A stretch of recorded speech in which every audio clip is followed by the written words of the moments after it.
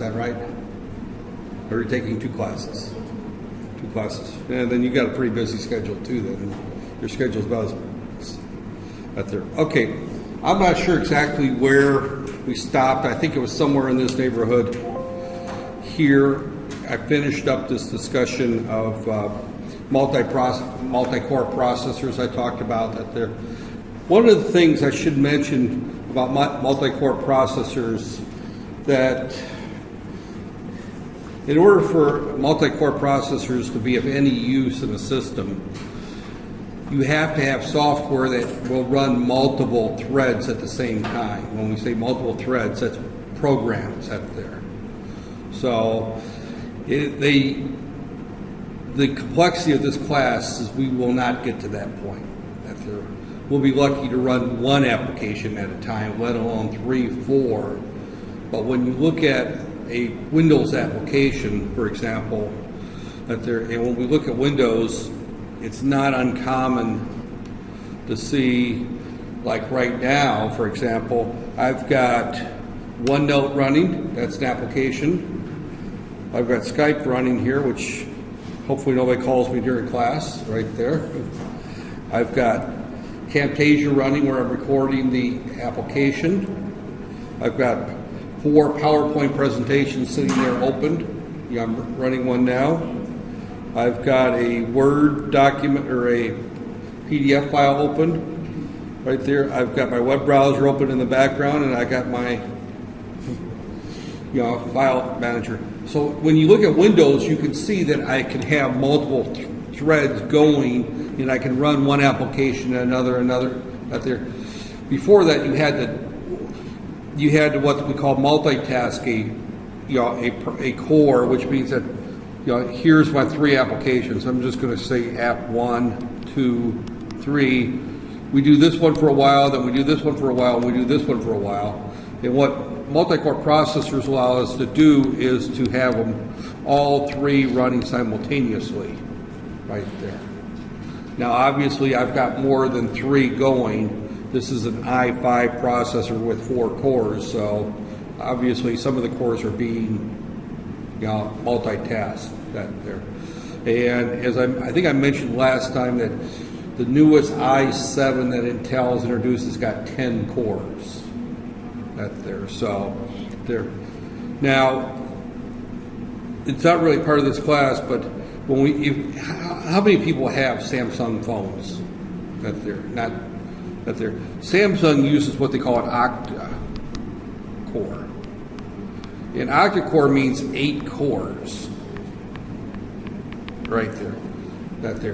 But the way that the Samsung ARM processor runs, and I don't remember what version of the ARM it's running and it's not important, but the way it runs is that it's got 4 big cores right there, and it's got 4 little cores right there.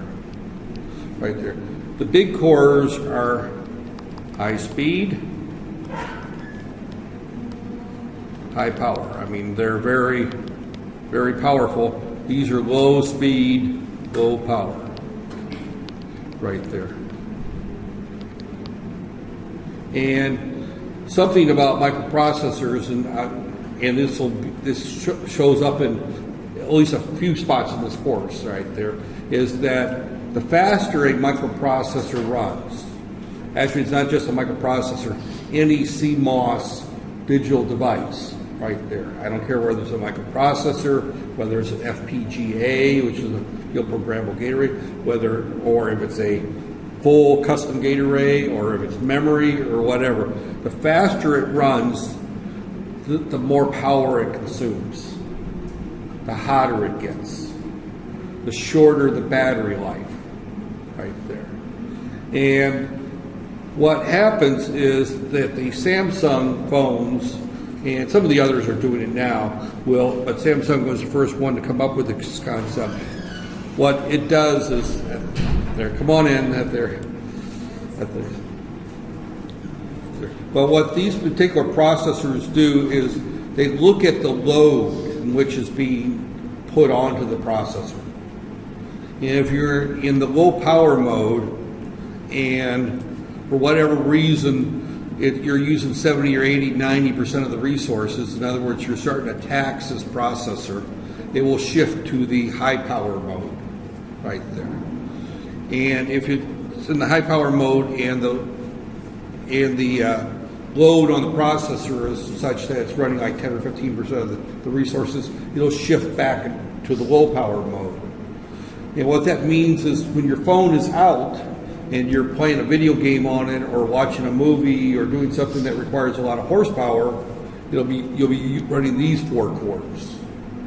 But if your phone is sitting in your pocket doing nothing, or you're doing something that doesn't, I'm sorry, my hands were over my scar that there, and it's still painful that there.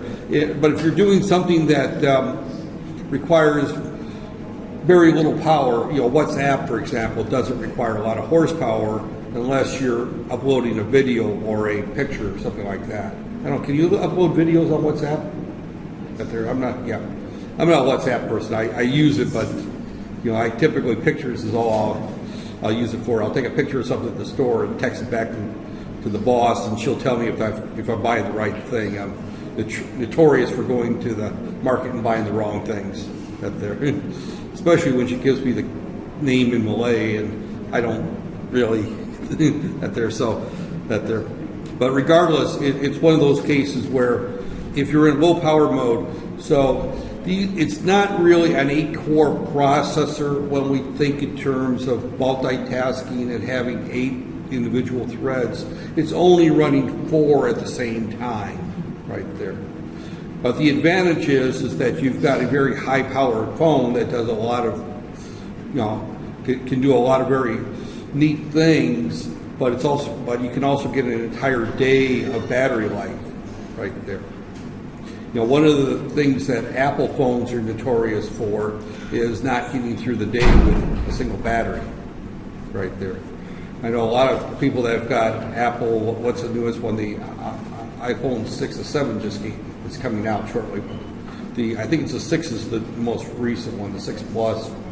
Actually, the 6 Plus has got the bigger battery, so it tends to do better, but the regular 6 that they have a lot of problems getting through an entire day with a battery, so they carry around one of those little battery packs that they're. So the Samsungs, at least up till the Note 5 and and I think it's the S6 or maybe the S7, one of those two. They had the interchangeable batteries, but now the latest Samsungs don't let you change batteries. So those folks are carrying around battery packs. I still use a Note 4, so I can still swap batteries in and out that there. So I find spare batteries are a lot lighter to carry than those big battery packs that people love that there. So just kind of a note on the multi-core. I just wanted to go back to that subject briefly. Okay, now I'm going to kind of get more into, this is some of the, I think I kind of went through this slide a little, no, I think I may have stopped at this point, right? I think this is where I stopped, okay. Clock frequencies have seemed to peak. In other words, we've reached a point in which, as long as we're using silicon, we can't get our clock frequencies much faster, right there. There is a physical limit to everything in life that there, and as long as, silicon, we're down about a little less than half of a nanometer in terms of the size of the silicon features. Trying to make it much smaller is going to require hardware we don't have today, and it's going to be extremely expensive. We've really reached the point that there's something called Moore's Law, and I suspect none of you have ever heard of Moore's Law. But Moore's Law said that the number of transistors on a piece of silicon would double every few years. And he said that back in the 1960s. And it's been holding true through today. In other words, every 2, 3 years, 4 years, if you had a microprocessor with 1 million gates on it, in 2 to 3 years, it would now have 2 million gates. In another 2 or 3 years, it would have 4 million gates.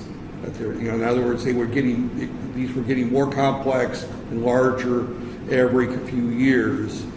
Moore's law is still holding, but it's not as prevalent as it was before.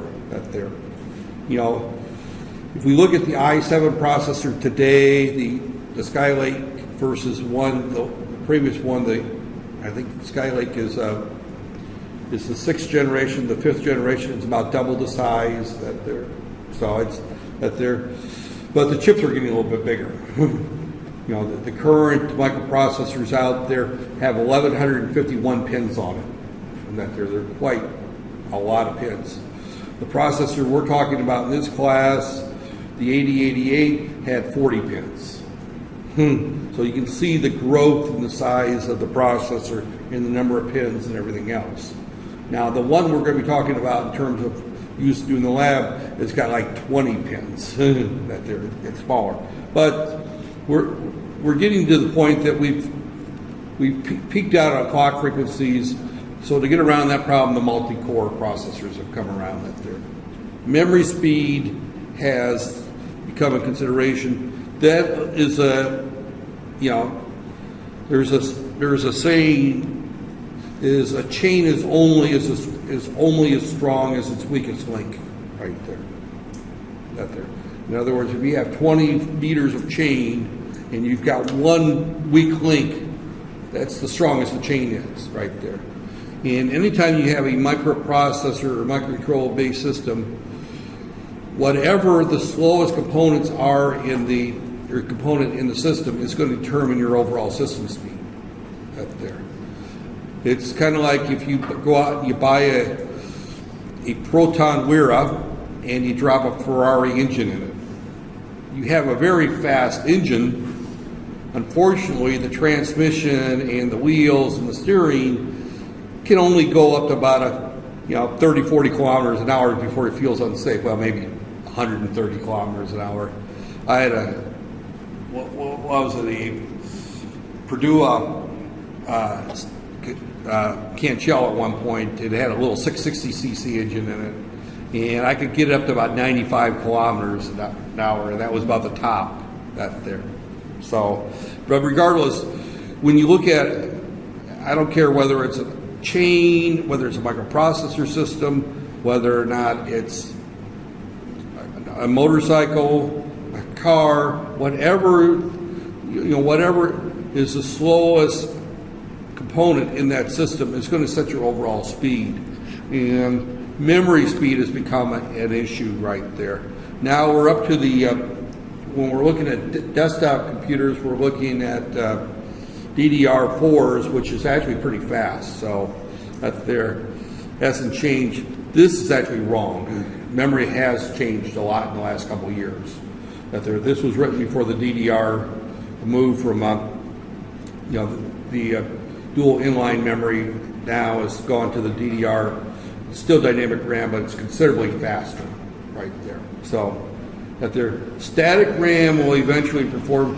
Static RAM has not become the norm on desktop computers. We're still using dynamic RAM. And we haven't talked about memory, but memory has two types: dynamic RAM and static RAM. Right there, when we talk about these types of memories, static RAM means that we write something to it, it stays there for a long time, and we can read it, we can change it. It's very, very fast. Dynamic RAM is much, much slower, and when we talk about right here, 50x ratio, and that's still it's probably more like 25. The dynamic RAMs, they've done some things to speed that up, but static RAM gets hot, it runs very, very fast. Remember what I just said about speed? The faster things are, the hotter they get out there. And dynamic RAM is also much smaller in physical space. Much, much smaller in physical space. So when we talk about a lot of memory in systems, normally we want to use dynamic RAM because it's cheap, it's very small, you squeeze a lot into a very little space, but it's slow and it requires refreshing and some other things. So there's been a push to move the static RAM, it hasn't occurred. It really has not occurred. The only place that's occurred to a little bit more, and that's actually the flash memories that there is, that we have had a move toward flash memory to replace hard drives right there. So, okay, mass storage right there. This is out of date right there because new technology is needed for mass storage. We found new technology right there, and that is the solid state drives right there. This computer here that I'm using would not be possible without a solid state drive. It's got a 250 gig system drive, then I've got another 128 gig micro SD card in here. So this thing lives exclusively on solid state drives right there. There is no hard drive on that there. I've got that there. So when we look at hard drives, that their transfer speed has changed a little. This slide is completely out of date, and it's kind of fun to use slides that are out of date because you can point out where things have changed since this book was published 5-6 years ago. This book isn't that old, and already we've got slides that are extremely out of date. That there. And that was one of the things I commented to some of my coworkers who teach power electronics and machines and drives and things like that, is the technology that they're teaching, they could use 20-year-old textbooks and it's perfectly fine. You wouldn't know the difference. That there. This technology, I use something 4 or 5 years old and already I'm having to correct the slides and point out that they're out of date. So solid state drives have really taken off as the primary boot drive for a lot of systems. I recently did an system upgrade there, and it uses what they call an M.2 hard drive. And for those who are not, do we have computer geeks in here? You're shaking your head as if you know some of what I'm talking about. That there, what's that? Quite a bit. That there, yeah, I know that there. I'm used to classes where almost everybody is, engineering or engineering technology, their electronics, they're really into it. But here I find I get 1 or 2 in a class up there. But an M.2 drive is a very interesting hard drive that there, in the fact that it really looks like a thumb drive without the outer casing. And it mounts onto the motherboard right there. And that is your system drive. And you can get them, I'm using a 256 gig. You can also get them, I think, at 512 is the largest I've seen. Have you seen anything larger out there? I don't get to the stores that much out there. I'm getting to the age that my system's doing what I want. I don't upgrade it that often out there. So out there. But the M.2 is an interesting drive in the fact that it doesn't use up any of the external drive spaces or anything. It actually mounts onto the system drive close to the processor, and it's very, very fast right there. And my system boots up very quick. There. Actually, this system boots up very quick. You don't see it because it doesn't turn on until the projector's turned on. But the SSDs there, and also a trend that started probably 4 or 5 years ago has been the hybrid drives. And the hybrid drive is one that has a very small SSD drive for the boot sector part of it right there. Things are used commonly, and then has a much larger traditional drive. Now, when we look at a hard drive, that there is that what it is it's a round disk that spins around with heads that move in and out and read it. And there's probably 5 or 6 or 4 to 8 heads in there reading this thing at a time. Before the hard drive, they had something called a floppy drive. And I doubt if anybody in this room has ever seen a floppy drive. You shake your head, you have seen them out there. And they're like magnetic tape.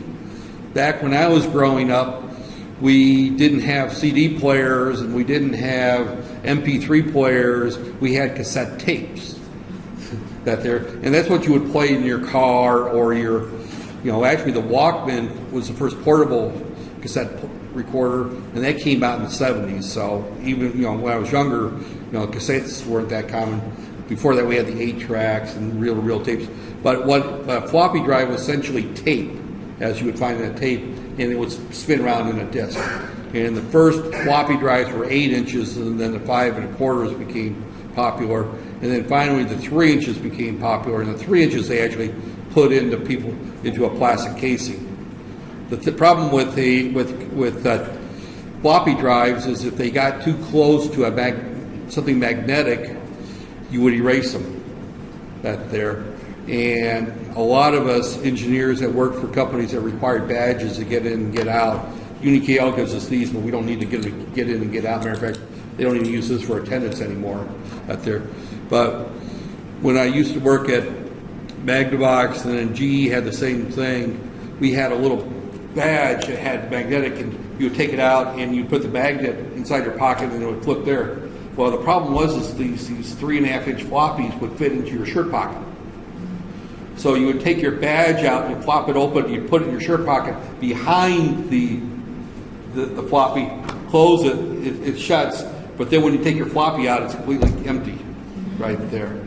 And the same thing would happen, most of your debit cards here use the chip on them now. Out there. Before the chips, they had the little magnetic readers out there.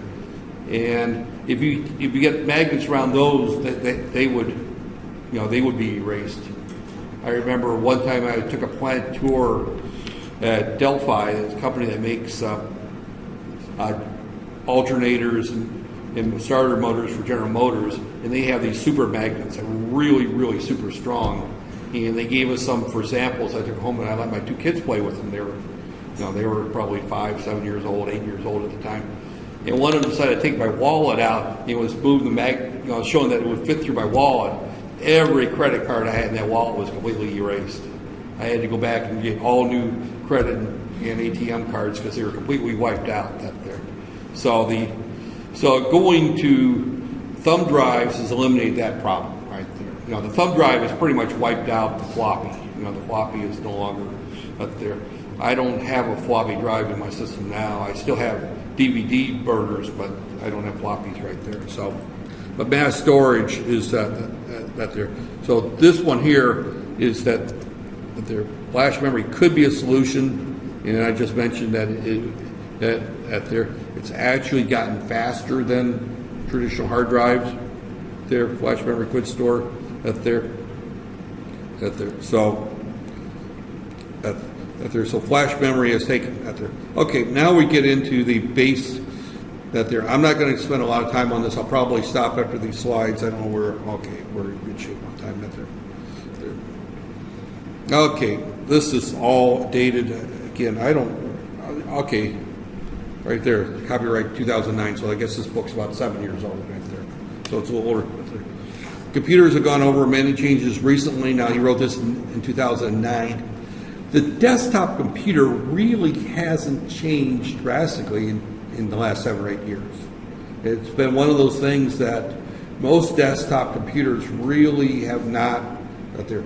Almost all the new innovations and research and everything else in the last 4 or 5 years has been in tablet PCs. Right there.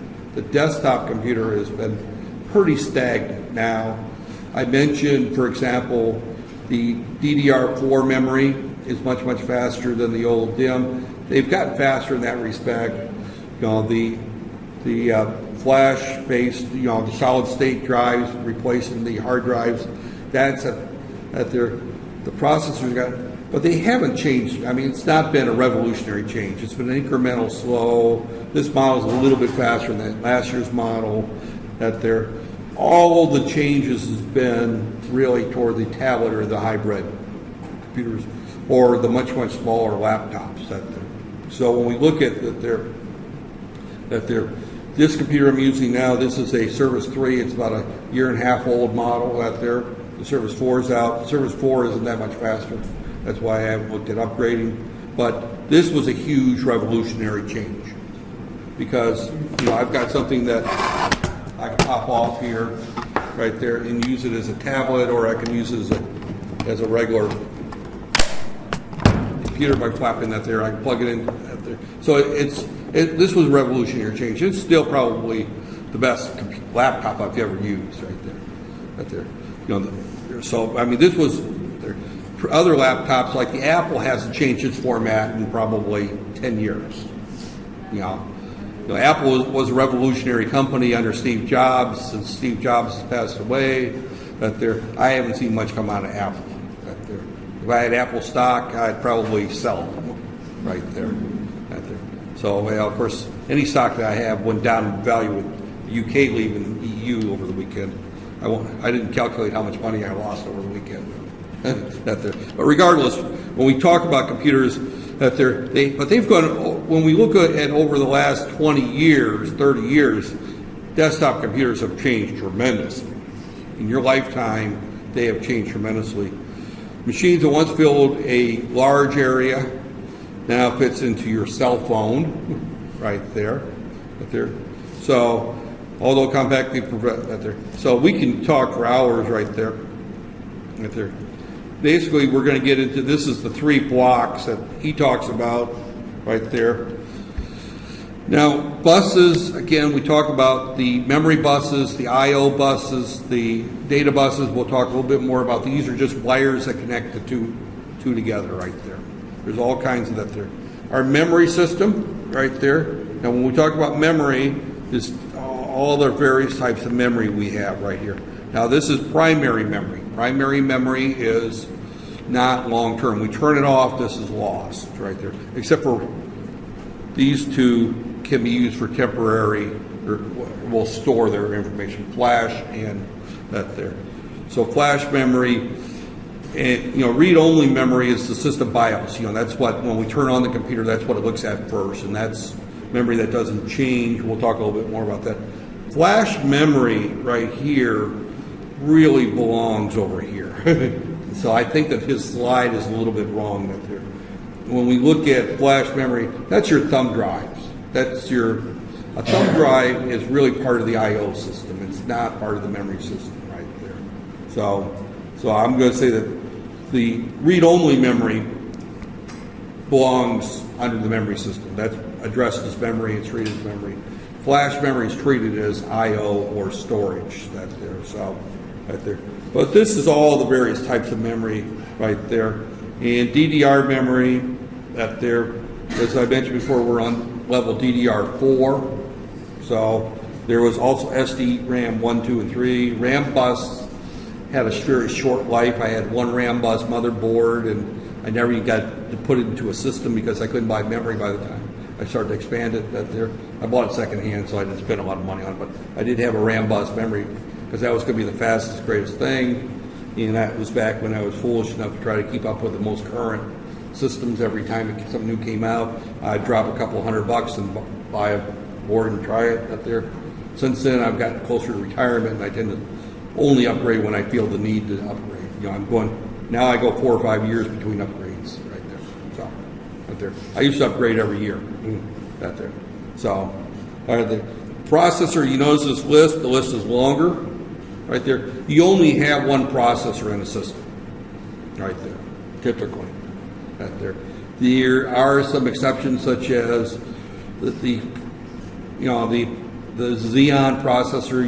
You can put 4 processors onto a single motherboard, but that was an early attempt. The Xeons were introduced before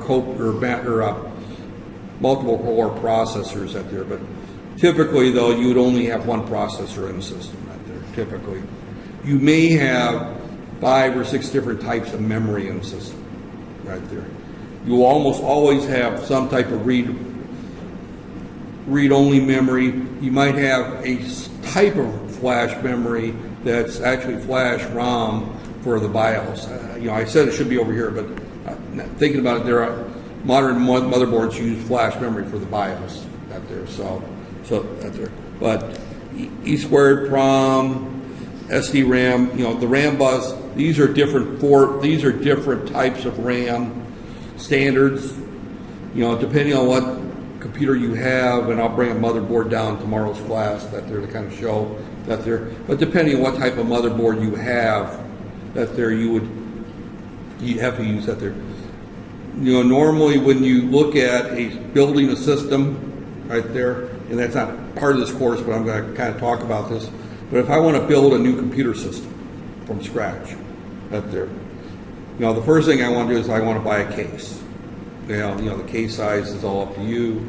Right there, I like big, humongous, ugly cases because I've got big, fat hands, and when I get in there and I work, I want that there, and I don't mind setting up a section of my desk from this here, this wide, this tall, to hold my computer case. And my desktop computer weighs about 50 pounds, and it's about 3 feet tall and about a foot wide and about 2.5 feet deep. I mean, it's a big, heavy system. That there, it'd be, my TV is lighter. That there, it's a big system. That there, and then of course the next thing you got to buy is a power supply. That there, of course your power supply has got to be big enough to handle anything you're going to put in it. I put a lot of hard drives in it. I put a lot of stuff in there. So I got a great big, I don't know how big it is, 750, 1,000 watt power supply. That's there. So that there, and then you pick a motherboard. Now, your case and your power supply, those are off the shelf. Almost every motherboard is going to fit in probably 75% of the cases, unless you get into the super small cases right there. And pretty much any power supply is going to fit in any case, again, with the exception of the very small cases up there. The power supply, you typically want to have something that's large enough for you're going to that there. Every time you add a hard drive into your system, it's going to require more power. Every time you go to a faster processor, it's going to require more power. Anytime you add more RAM, you need more power. I'm running a 6th generation i5. It's not the fastest processor out there, but it's toward the upper end. But I'm running 32 gig of RAM. So that 32 gig of RAM requires a lot of power right there. So, and plus I'm running about 6 hard drives right there, plus two burners. Now the burners are sitting off most of the time, so I rarely burn anything. But since I had them, I left them in the case right there. So, but again, but then once you get into the motherboard, then you have to start looking at buying the motherboard, the memory, and the processor as a trio, right there. And I've discovered recently, for example, I was going to try to reuse my memory, and I felt like a fool because I normally know that's research this stuff, but I realized that I'm using DDR3, but there's 2 levels of DDR3. There's a low power DDR3 and a high power DDR3. Mine is the older high power. The motherboard I bought required the low power. So my idea of buying DDR3 was so I can reuse my memory. Well, I couldn't reuse my memory anyway, right there. So again, you have to look at buying those 3 as a trio, right there. So the newest one is the DDR4s, but the DDR4s only work with motherboards that are designed for DDR4, which will only work with processors designed to use DDR4 memory, which really takes you only to the 6th generation. I don't think the 5th generation runs DDR4. So you have to look at buying those things as a group. So when you look at so your motherboard, now video, that's a whole different can of worms beyond what I want to talk about. I'm using the cheap built onto the system motherboard, but anybody who's a gamer will probably put 1 or 2 video cards in there and spend almost as much on their video as they do the rest of the system. So, okay, but just that's kind of a side note but none of these processors exist today. Today we're looking at either the AMDs, and I don't know what the model or the i3 through i7, and there's various generations of those. The i3 through i7, remember, goes all the way back to the 8086 in terms of its register set. It's that their software that ran on the 8086 will still run on an i7 today, right there. So that there. Now our I/O system is the other block right there, and that's what most people see. The processor itself is just one chip, right there. The memory itself is probably 3 or 4 modules, or 1 to 4 modules, right there. It could be up to 8 depending on the motherboard you have, but typically it's 1 to 4 modules right there, and maybe 1 chip on the motherboard for the BIOS right there, and that's your memory system right there. Everything else, when we look at a computer system, is going to be tied to the I/O system. When you look at a modern motherboard, and I'll bring one down tomorrow to kind of point out that you've got printer interfaces, you've got serial interfaces, you've got floppy drive interfaces, hard drive interfaces, mouse interface, your CD-ROM interface, your plotter, your keyboard, your video, tape backup, which nobody uses anymore, your scanner, your DVD. All those things are all those are interfaces are built onto the motherboard. Now, most of these all use USB that the driver almost all use SATA of some type or another. But again, all that is built into the motherboard. Modern motherboards only have probably 7 or 8 ICs on them out there. They're not large in terms of number of ICs. Might be more depending on which one that they're. I remember my first IBM PC had probably. All the memory was soldered to some of the memory was soldered to it, some of it was on sockets. Not counting the memory, it probably had 80 ICs on it. It was quite large. It was very heavy right there. So, all right.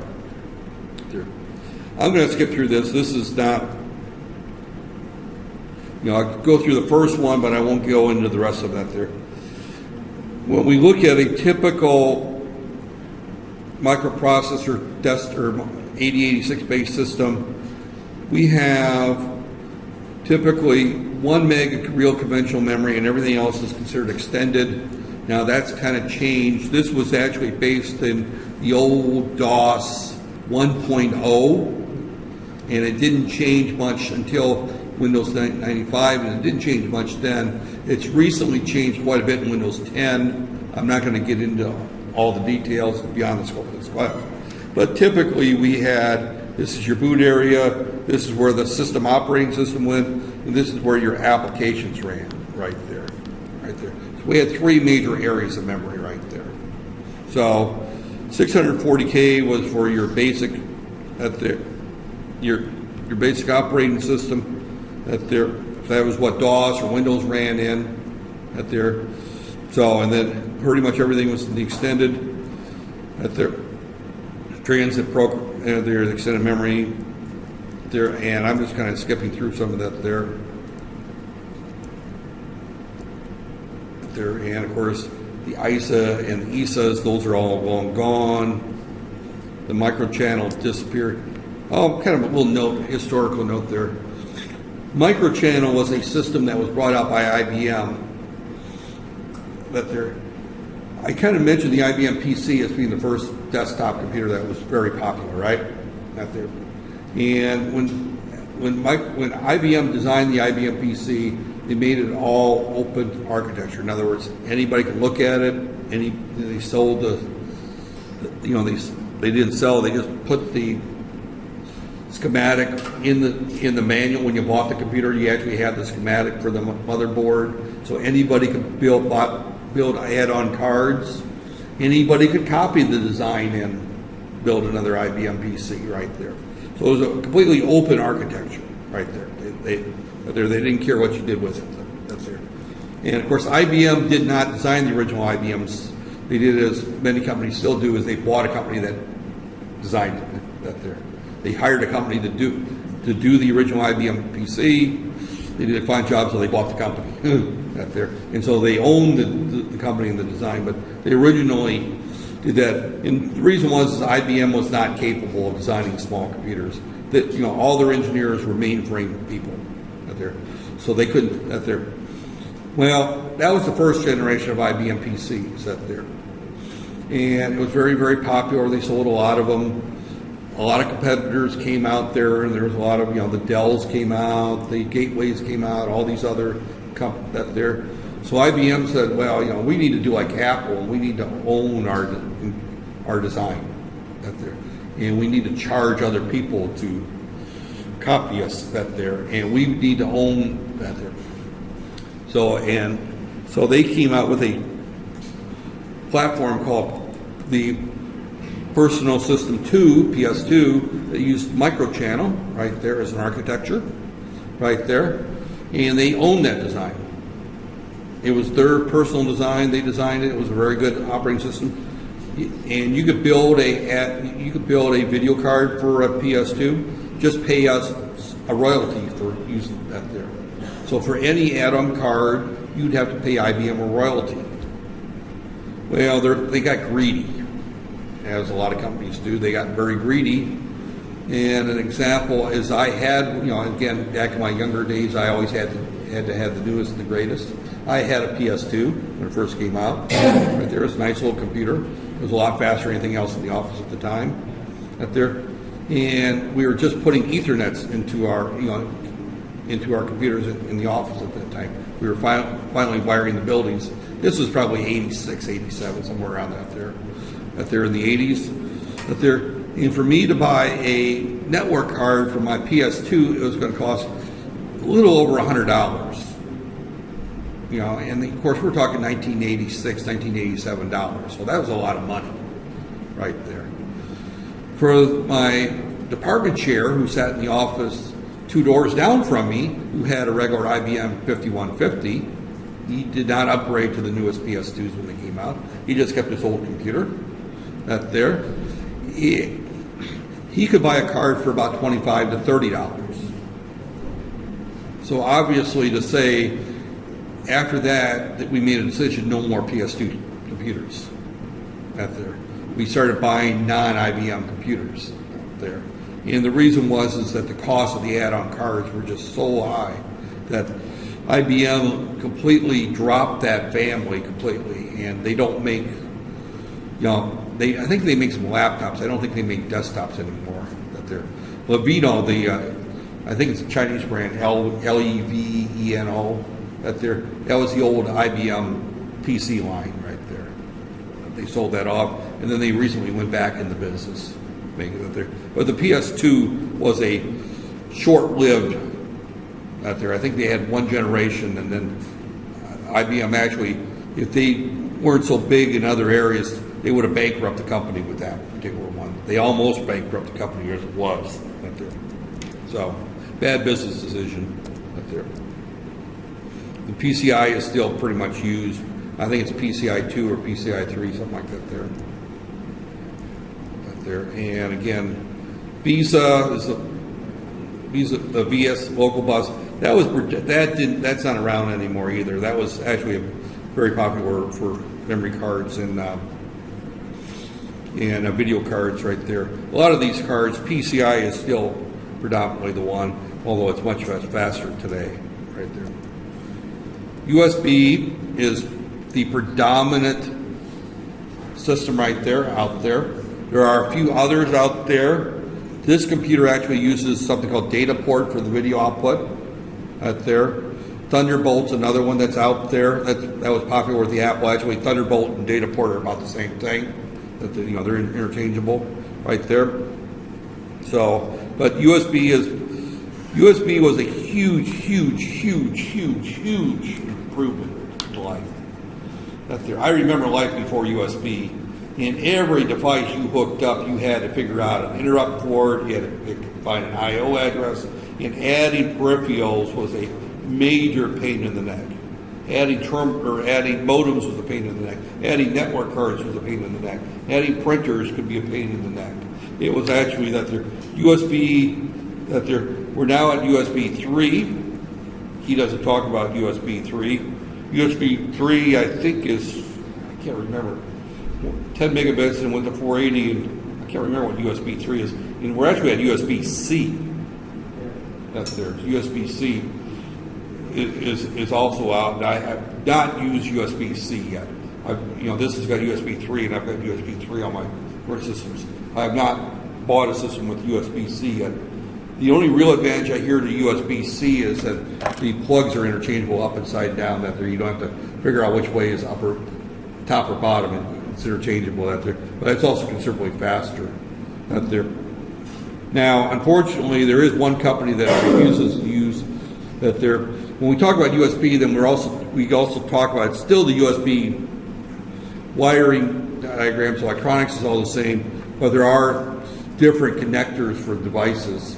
The most common today is the USB micro, right there is the most common. There's USB mini, there's the USB full size, and then there's also the USB 3 has got a kind of a larger out there for some of the hard drives out there. One company has not followed USB has been Apple out there on their connectors. They refuse to use USB micro out there. They have to use their Lightning connector out there. So again, it means that everybody who makes a Lightning connector pays Apple a royalty out there. That's not a decision. That's a Steve Jobs. That's how much money we can make a decision right there. So, their AGP. I'm just skipping through these because that's all outdated. Right there. The standard for hard drives is the serial ATAs right there. Right there. That's still right there. And SA2. Oh, this is already out of date. Will eventually reach 450. I think 600 is the current standard right there. Right there. The original was 150, so now we're seeing 600 is the standard right there. Right there, and I'm skipping through the rest of this right here. Right there, and this is not a system in Windows or interfacing, so we won't talk about the BIOS and all the interrupts, vectors, and all that stuff. That there. Drivers. A driver is a program that's installed as part of the operating system. Usually it's an addition. It's either supplied by Microsoft or the supplier of the hardware, and that's the software that talks to the hardware directly. In this class we'll talk a little bit about drivers out there, but if they're standard Microsoft interfaces, then out there, if you've got anything that's unusual, then the company has to supply the drivers. Drivers are probably one of the biggest headaches that computer users find, that there, especially when you go from an operating system upgrade. That there, I did not hear many grumbles from Windows 8 to Windows 10. I know from Windows 7 to Windows 8, there was a huge number of people that were stuck with hardware that they basically couldn't use anymore because that there. I had an old printer, and it was probably the best printer I ever owned. It was a little Hewlett-Packard 1012 laser printer. I bought it for $50, back 10 years ago, and I had to throw it away about 3 years ago. And there was nothing wrong with the printer. I just couldn't get drivers for it anymore. It finally got to the point that it was just so hard to keep that thing going because I was having to take other drivers and use them and put in funky modes that they're. So some companies are better than others at keeping drivers up to date when operating systems change. But a driver is a program that you have to install on top of the operating system to talk to your hardware. And it doesn't become a problem normally until we start talking about things such as printers, scanners, some cameras. Anything you add to your computer needs a driver to talk to it right there. So, and we won't talk about DOS 3.2, right? Band.com, not there, blah, blah, blah, blah. And again, we're going to go through that there. This is all getting into the Windows stuff that there, and I don't want to spend time talking about that there. I want to finish this whole chapter up that there. Again, this is all getting into if we're going to do Windows support type of stuff that there. And again, we get into the various. See, again, we're looking at how physical maps out there. The I/O space that there again. Well, we haven't talked about memory out there. This is again. You can see how each memory device, every device has to have an address out there. And this happens to be a system there. I can look at it on this computer there, but that's part of the device manager right there. We're not going to get into that there.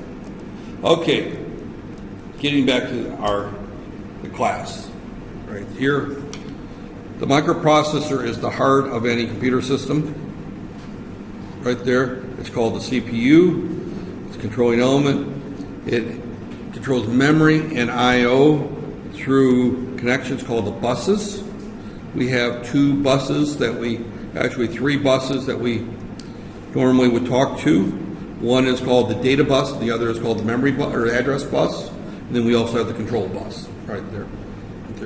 So the buses that there transfer data between or out there. And we have instructions that there. And the microprocessor does three things. It transfers the data between itself, registers internally in the memory and the I/O right there. So it just moves information in and out.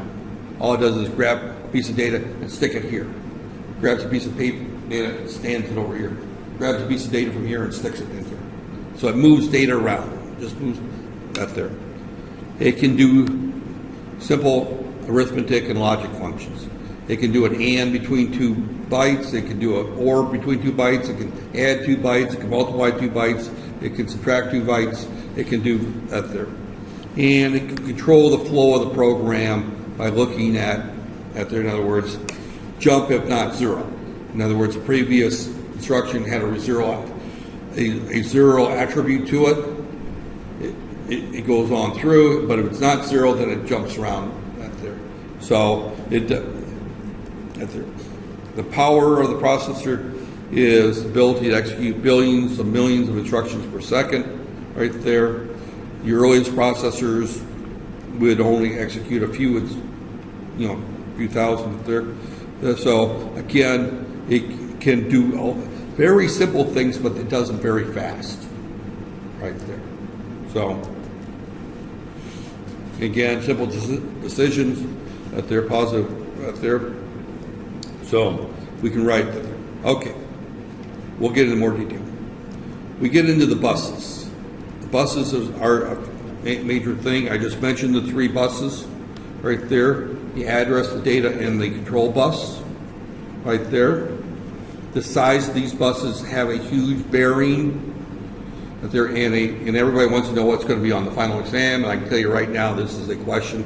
Name the 3 primary buses in the microprocessor system and the purpose of each. Right there. So, I mean, that's going to be, a question out of the first chapter right off is what are the 3 buses and what are they used for? Right there. And along right there.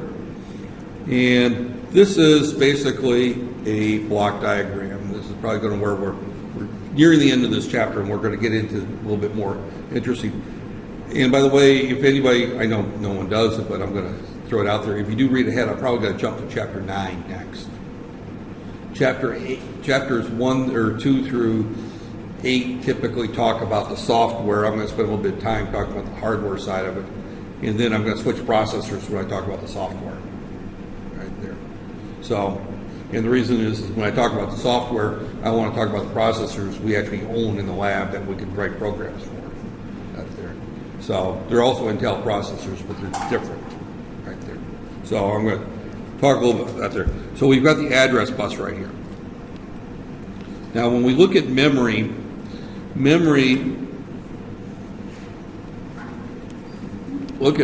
as this very large column of right there. Now I'm going to look at memory as 8 bits wide right there, but each location here has got 8 ones and zeros in it right there. And it starts at memory location 0000, and I'll put 5 zeros there because that's what it would be for the 8086 right there. And it goes all the way up to the top of memory. Now this is not every location, obviously, that they're in the top of memory is going to be F right there. This is 1 million locations right there for the 8086 is what it can address right there. Obviously, that there. Each address points to a particular place in memory right there. So this could be the address 2313A, for example, right there. And these are hexadecimal numbers. That points to this address right there. And then we have the data that's stored in that particular location right there. So when we go back and we look here at our data bus, address bus, that tells us what memory location we're looking at. The data bus is the actual information stored or to be written to that location right there. Now we've got 4 other lines here shown right here. And this is memory write, memory read, I/O write, and I/O read is what these are. So when we look at these 4 lines, now these 4 lines may not be called that on your processor. They just happen to be called that there. Or it may be 2 lines that then you have to come up with these 4 lines from. There, quite often you might see a line that says IO/memory not, and another line that says read write not, right there.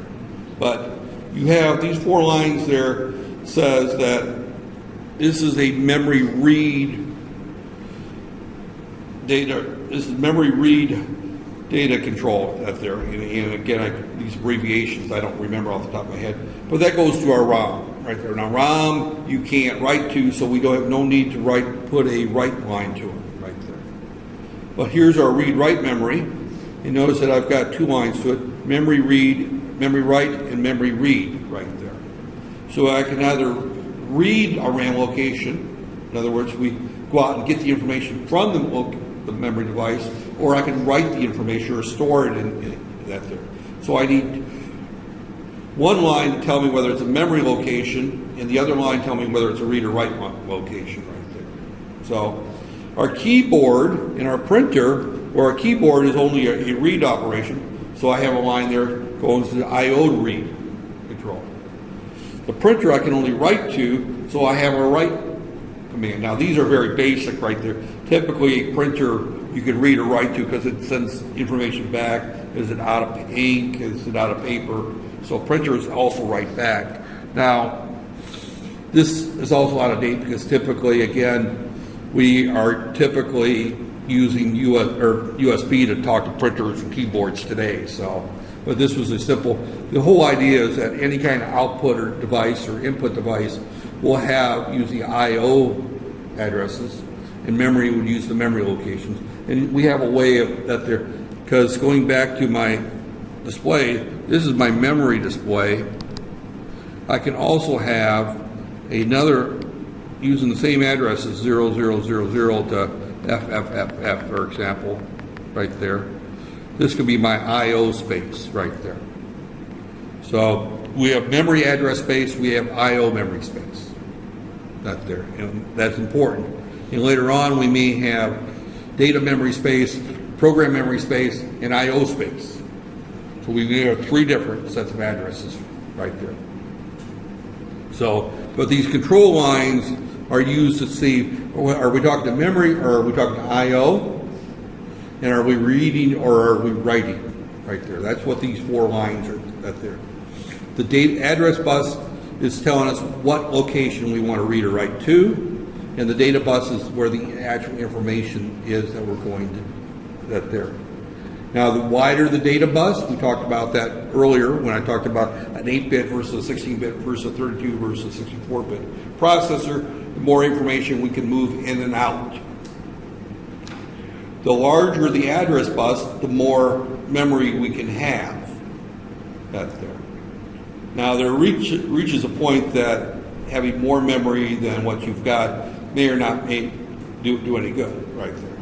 I have a huge amount of memory sitting in my computer at home. You know, I put that there. I encode videos with it for classes and things like that. I used to do a lot of online classing for an online university, so I used to do a lot of video sitting at home and that there, and I have to transpose that there. So I put in a lot of, and I used to edit my videos. You know, I don't edit these classroom videos. I just record them and post them as is that there. But I used to actually spend time editing, you know, an on-class video. I'd record like 10, 15 minutes, and I'd go through and cut parts of it out, and then stream together a 30-minute lecture or a 45-minute lecture out of a lot of short lectures that there. You know, now I just record them as is and post them as is. You know, I don't that there. So, but I would say that 95%, 97% of the time, I'm probably not using anywhere near that memory. I don't see any speed difference going from, you know, the average user will probably not see any speed difference going from 8 gig to 16 gig. And you definitely won't see any speed difference going from 16 to 32 gig right there. And I've seen some 64 gig memory systems up there. So you try to keep each other awake here. So again, you know, it reaches a point that how much memory do you need up there? So that there, but those are the 3 buses that we're going to talk about that there. So Yeah, I think that's going to kind of, at there, again, an I/O bit, at there they talked about, at there, the address request is a memory location from memory or I/O. If it's I/O, it's a 16-bit address. If it's a memory location, it could be a 20-bit address, it could be a 24-bit address, it could be a 32-bit address. At there. Now memory, just kind of a side note here. At there.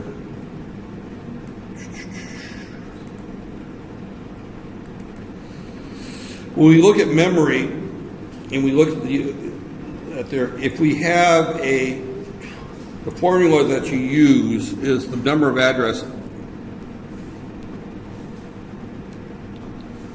right there, is that the number of addresses, and this is the number of addresses,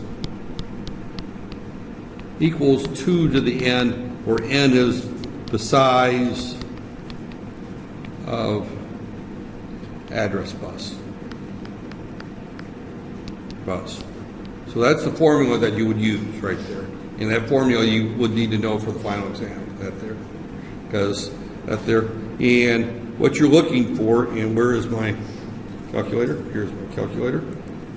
So if I've got a 20-bit address bus, I would put in 2 raised to the 20th. And that tells us that we've got 1 meg that we can address. If I've got a 24-bit address bus, 2 raised to the 24, that gives us 16 meg that we can address.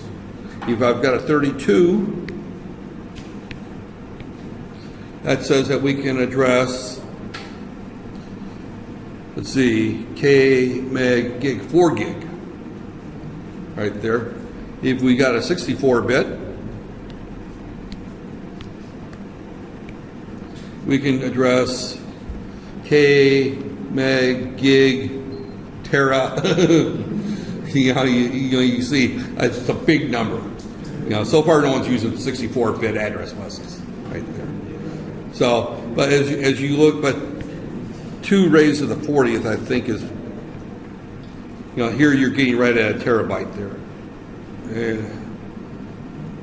no, that's K, gig, that's 1,000 terabytes right there, of RAM. This is of RAM, not hard drive space right there. So that's a petabyte right there is what that will address that there. So 40, that's about the largest I think is being used. I don't remember how many address lines that there. But again, when we look at that there, and again, 40 right there, that's a 40 is a terabyte. What did I say? Terabyte right there. Okay. So I think that kind of wraps up. Yeah, well, yeah, because I'm going to